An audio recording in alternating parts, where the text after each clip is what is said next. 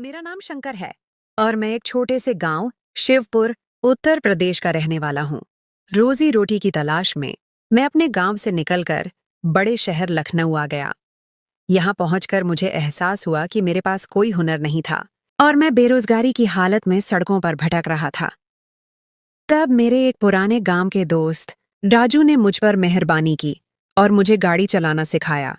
राजू की बदौलत मुझे एक बड़े भवन बंगले में ड्राइवर की नौकरी मिल गई, जहां सिर्फ मालिक, मालकिन और उनकी इकलौती बेटी रहती थी। मालिक का नाम शेठ धर्मवीर सिंह था और वह शहर के जाने माने व्यवसायी थे। उनकी पत्नी मालकिन दुर्गा देवी भी बहुत नेक और परहेजगार थीं। मालिक ने मुझे अपनी बेटी की गाड़ी पर ड्राइवर के तौर पर रखा। उनकी बेटी का नाम गौरी था और वह एक सुंदर, बुद्धिमान लड़की थी।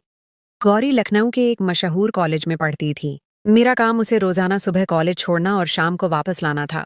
अक्सर वह शाम में अपनी सहेलियों के घर चली जाती, तब भी मैं ही उसे ले जाने और लाने का इंतजाम करता।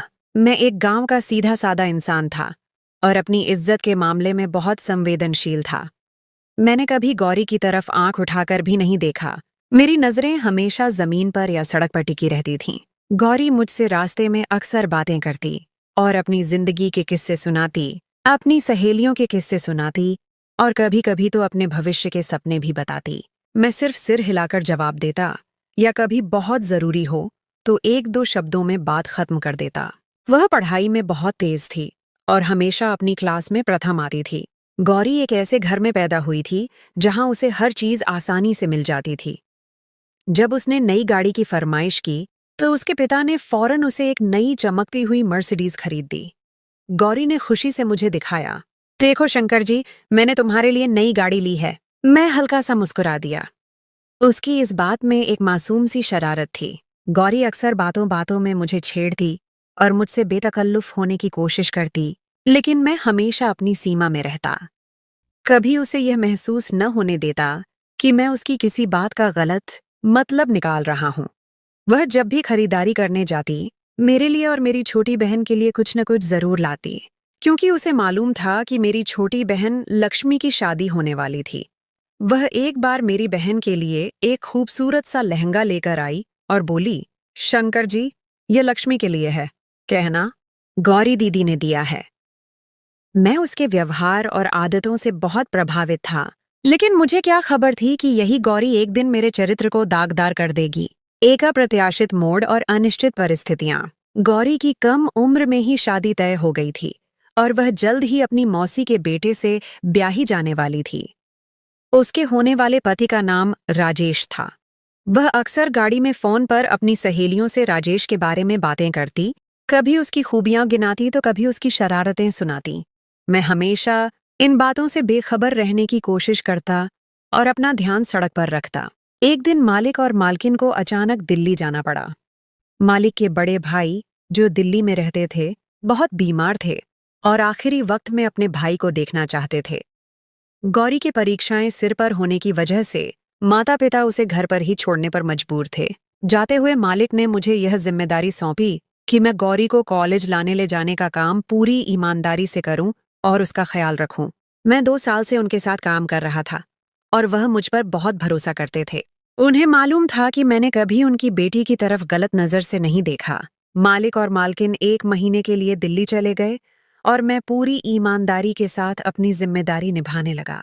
मेरी छोटी बहन लक्ष्मी की शादी करीब थी और मुझे पैसों की सख्त जरूरत थी। मैं गौरी को कॉलेज छोड़कर करीबी मैकेनिक की दुकान पर चला जाता और वहां बैठकर काम सीखता, ताकि खाली समय में कुछ अतिरिक्त कमा सकूं। मेरी छुट्टी रात 8 बजे हो जाती थी और मैं चाहता था कि उसके बाद मैकेनिक की दुकान पर बैठकर और काम करूं, ताकि जल्द से जल्द अपनी बहन की शादी के लिए पैसे जमा कर सकूं। जब मालिक घर पर नहीं होते थे तो मुझे जल्द छुट्टी मिल जाती, क्योंकि गौरी ज्यादातर घर में ही रहती थी। देखते ही देखते 1 महीना गुजर गया।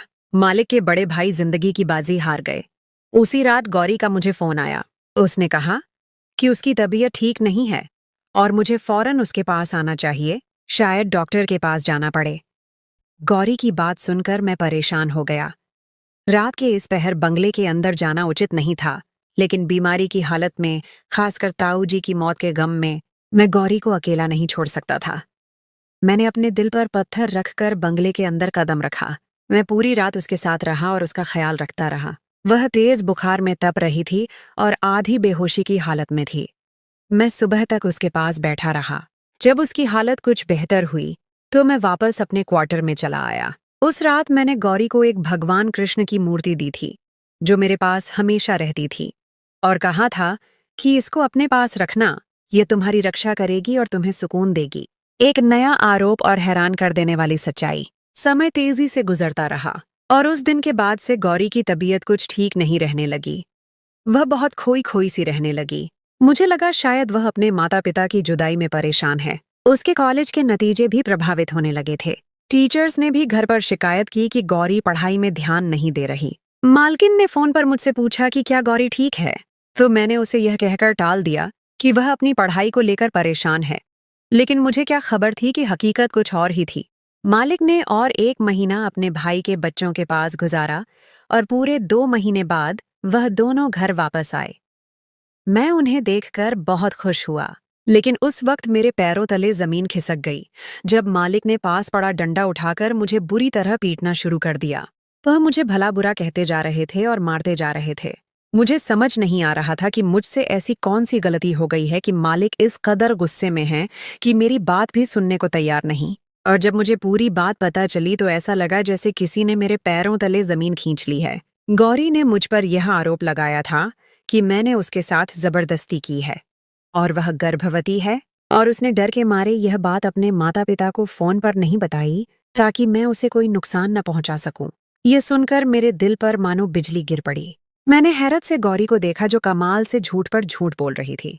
उसके चेहरे पर कोई शर्मिंदगी नहीं थी, बल्कि एक रहस्यमयी सी खामोशी छाई हुई थी। मैं तो गौरी को बहुत ही सीधा सादा और मासूम समझता था, लेकिन उसने तो मेरे चरित्र को ही दागदार कर दिया था। कोई मेरी बात सुनने को राजी नहीं था और गौरी अपने झूठ से पीछे हटने को तैयार नहीं थी। वह कह रही थी कि जिस रात ताऊजी का निधन हुआ उसकी तबीयत ठीक नहीं थी। उसने मुझे कमरे में बुलाया था। उसे लगा था कि शायद उसे डॉक्टर की जरूरत है, लेकिन मैं अस्पताल ले जाने की बजाय उसके साथ गलत काम कर बैठा। मालिक ने पुलिस को बुलाकर मुझे जेल में डलवाने का फैसला किया, लेकिन गौरी ने उन्हें रोक दिया। उसने अपने पिता से कहा कि ऐसा करने से उनकी इज्जत पर आंच आएगी। गौरी के पिता ने मुझे नौकरी से निकाल दिया और मैं बहुत परेशान था। मेरे पास करने के लिए कोई काम नहीं था और इतनी जल्दी मुझे दूसरी नौकरी भी नहीं मिल रही थी, जबकि मेरी बहन लक्ष्मी की शादी सिर पर आ गई थी। मैं मालिक के दिए हुए सर्वेंट क्वार्टर में रहता था और अब मेरे पास रहने के लिए भी कोई जगह नहीं थी। मैंने मालिक से बहुत मिन्नतें की, हाथ जोड़े, यहाँ तक कि अपने माता पिता की कसम खाई कि मैं बेगुनाह हूँ, लेकिन सब बेसूद। उनके कान पर जूं तक नहीं रेंगी। एक मजबूरी का रिश्ता और खुलासे। इसीलिए मैं मजबूर होकर दोबारा मालिक के द्वार पर गया और उन्हें अपनी बेगुनाही का यकीन दिलाना चाहा, लेकिन उन्होंने मेरे सामने ऐसी शर्त रखी कि मेरे होश उड़ गए। मालिक ने मुझसे कहा, तुम्हें गौरी से कुछ महीने के लिए विवाह करना होगा। जब बच्चे का जन्म हो जाए तो फिर तुम उसे छोड़कर चले जाना। हमने बच्चा गिराने की बहुत कोशिश की, लेकिन सब डॉक्टरों ने यही कहा कि इस प्रक्रिया में गौरी को खतरा हो सकता है और मैं अपनी इकलौती बेटी को खोना नहीं चाहता। गौरी का मंगेतर राजेश भी उसे छोड़कर चला गया है और इससे पहले कि समाज में हमारी बदनामी हो, हम गौरी को तुम्हारे साथ विदा कर देंगे और तुम उसे अपने साथ अपने गांव ले जाना। जब बच्चे का जन्म हो जाएगा तो उसके बाद हम गौरी को वापस ले लेंगे। मैं जानता था कि यह बच्चा मेरा नहीं है और गौरी ने झूठ बोला है, लेकिन इसके बावजूद मैं इस पर राजी हो गया था, क्योंकि मुझे अपनी बहन की शादी के लिए पैसों की जरूरत थी और जल्दी इतने पैसे मुझे सिर्फ मालिक ही दे सकते थे। उन्होंने मुझे 5 लाख रुपए देने का वादा किया, इसीलिए मैंने गौरी से शादी करने के लिए हामी भर ली और उसके साथ हिंदू रीति रिवाजों के अनुसार विवाह करके उसे गांव ले आया।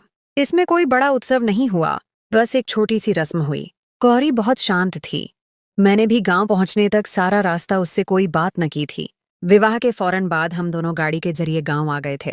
मेरी माँ और घर वाले गौरी को देखकर हैरान रह गए और जब मैंने अपनी माँ को बताया कि मैंने शादी कर ली है तो मेरी माँ हैरान रह गई और कहने लगी, इतनी बड़ी बात तूने मुझे बताई भी नहीं। तेरी शादी को लेकर मेरे कितने सपने थे। लेकिन फिर गौरी की मौजूदगी को महसूस करते हुए मेरी माँ शांत हो गई और गौरी को प्यार करने लगी। गौरी बहुत खूबसूरत थी, इतनी प्यारी और कम उम्र की बहू देखकर मेरी माँ की सारी शिकायतें दूर हो गईं और वह गौरी को मेरे कमरे में ले गई और उसे गांव की औरतों की तरह सजाने लगी। उसने गौरी को लाल साड़ी और चूड़ियां पहनाईं, उसके बालों में गजरे लगाए और उसे बिंदी से सजाया। मैं बहन की शादी के इंतजाम देखने लगा और शाम ढलने जब कमरे में आया तो गौरी दुल्हन के रूप में मेरे बिस्तर पर बैठी हुई थी। उसे देखकर मैं आश्चर्यचकित रह गया। वह कोई परी मालूम होती थी।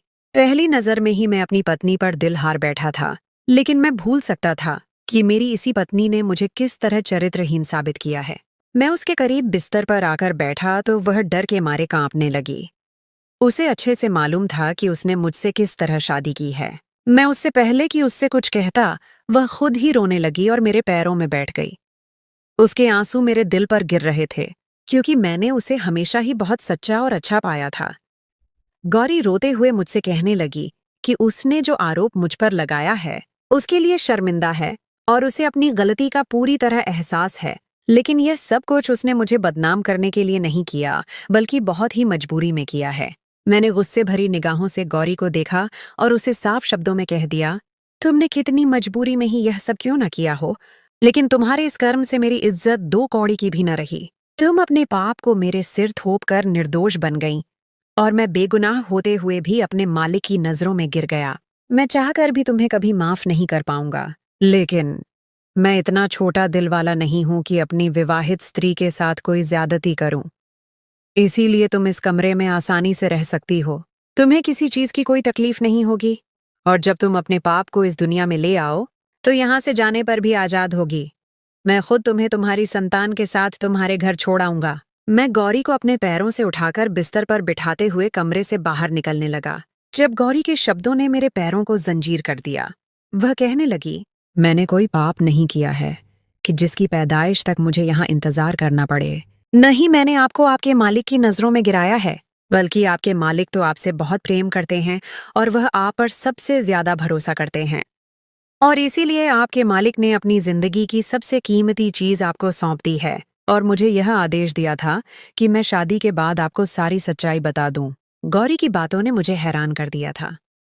मैं पलटकर गौरी का चेहरा देखने लगा, जहां मासूमियत छाई हुई थी। वह उस वक्त एक 18 साल की मासूम सी लड़की थी, जो न जाने किन परिस्थितियों से गुजर रही थी। वह कहने लगी कि वह गर्भवती नहीं है, बल्कि उसके पिता ने मुझसे यह झूठ कहा है और उसके पिता ने यह सब बहुत मजबूरी में किया है, क्योंकि वह अपनी बेटी की जान बचाना चाहते थे। सच्चाई की परतें खुलती हैं।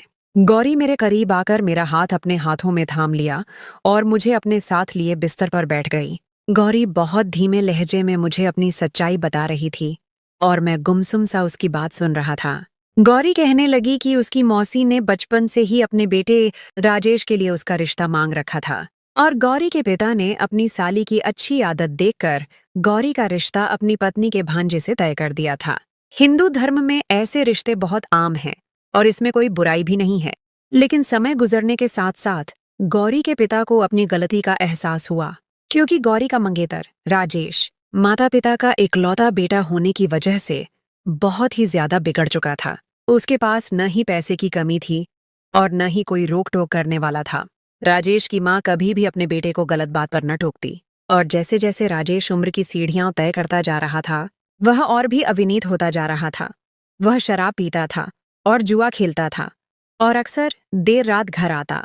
गौरी बताने लगी कि जिन दिनों उसके माता पिता दिल्ली गए हुए थे, राजेश ने कई बार उसके साथ बदतमीजी करने की कोशिश की और एक बार तो वह बहुत गुस्से में घर आया और गौरी पर हिंसा करना चाहा, लेकिन उसने खुद को कमरे में बंद करके बचा लिया।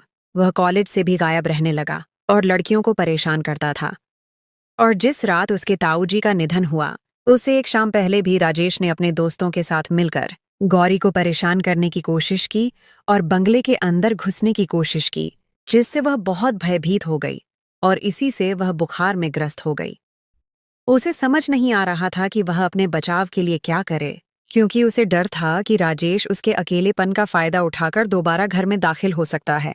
इसीलिए उसने सारी रात मुझे अपने कमरे में बिठाए रखा। वह राजेश से कहीं ज्यादा मेरे चरित्र पर भरोसा करती थी। उसे याद था कि मैंने उसे कृष्ण जी की मूर्ति दी थी। अपने माता पिता के वापस आते ही उसने एक एक बात अपने पिता को बताई गौरी के पिता ने राजेश की माँ से बात की कि वह अपने बेटे को समझाए कि जब शादी करनी है तो इस तरह की हरकतें करने की क्या जरूरत है। लेकिन राजेश की माँ ने यह कहकर बात खत्म कर दी कि राजेश जवान खून है और जज्बातों में आकर जोश मारता है।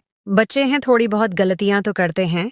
गौरी क्यों इतने पुराने ख्यालों की मालिक है कि अपने मंगेतर के साथ कुछ वक्त भी नहीं बिता सकती। राजेश की माँ का रवैया और भी परेशान करने वाला था। गौरी कहने लगी कि जब पिताजी को एहसास हुआ कि उन्होंने कितना बड़ा गलत फैसला लिया है, क्योंकि राजेश के इतने ज्यादा बिगड़ने के पीछे कोई और नहीं बल्कि उसकी अपनी माँ है, तो वह शादी के बाद भी ऐसी ही हरकतें कर सकता है। मेरे पिताजी ने जैसे ही राजेश के साथ मेरा रिश्ता खत्म करने की बात की तो राजेश धमकी देने लगा। उसने साफ साफ शब्दों में कहा कि वह गौरी को किसी सूरत नहीं बख्शेगा, उसकी जिंदगी बर्बाद कर देगा। उसने यहाँ तक कहा कि वह उसके कॉलेज के सामने हंगामा खड़ा कर देगा और उसे बदनाम करेगा।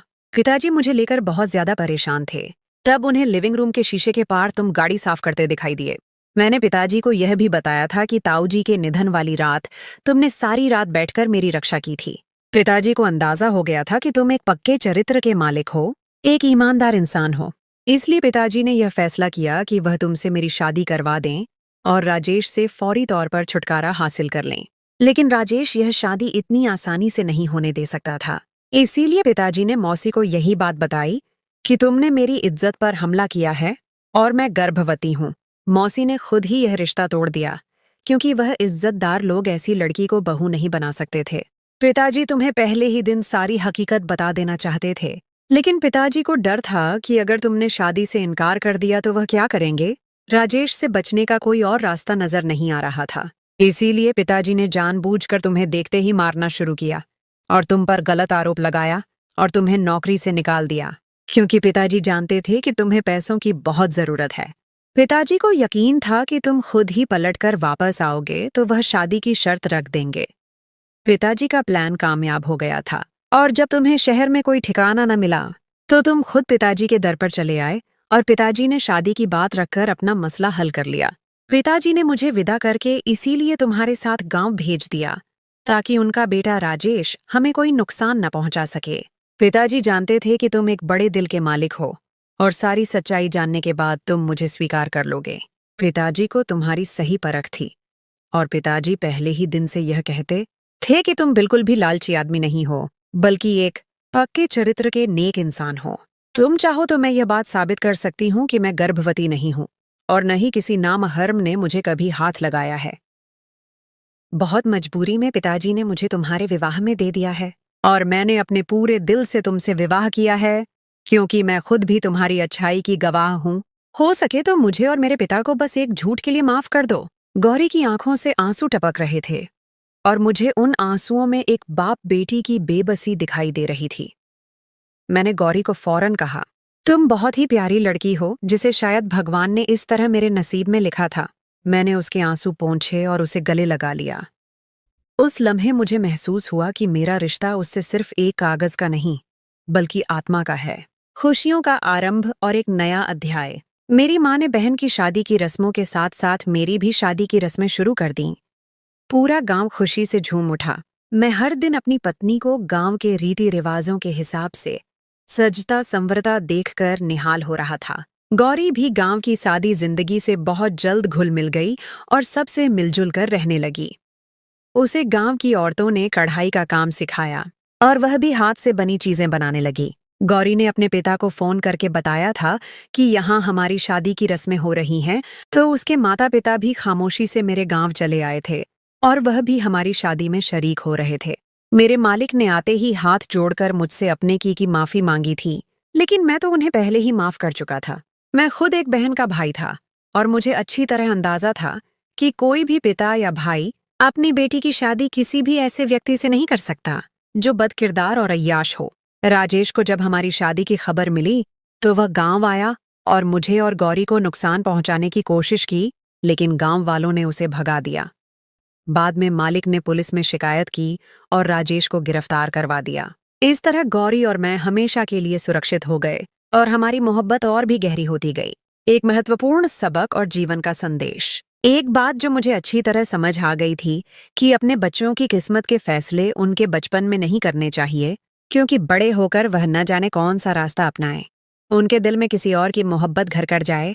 आप इस बात से वाकिफ नहीं हो सकते, और आपकी बहन या बेटी इतनी सस्ती नहीं होती कि आप उसे किसी बदकिरदार व्यक्ति के साथ ब्याह दें, जिसके दिल में किसी और की तस्वीर हो। परिवार की इज्जत को बचाने के लिए झूठ बोलना कभी कभी मजबूरी बन जाता है, लेकिन सच्चाई हमेशा जीतती है।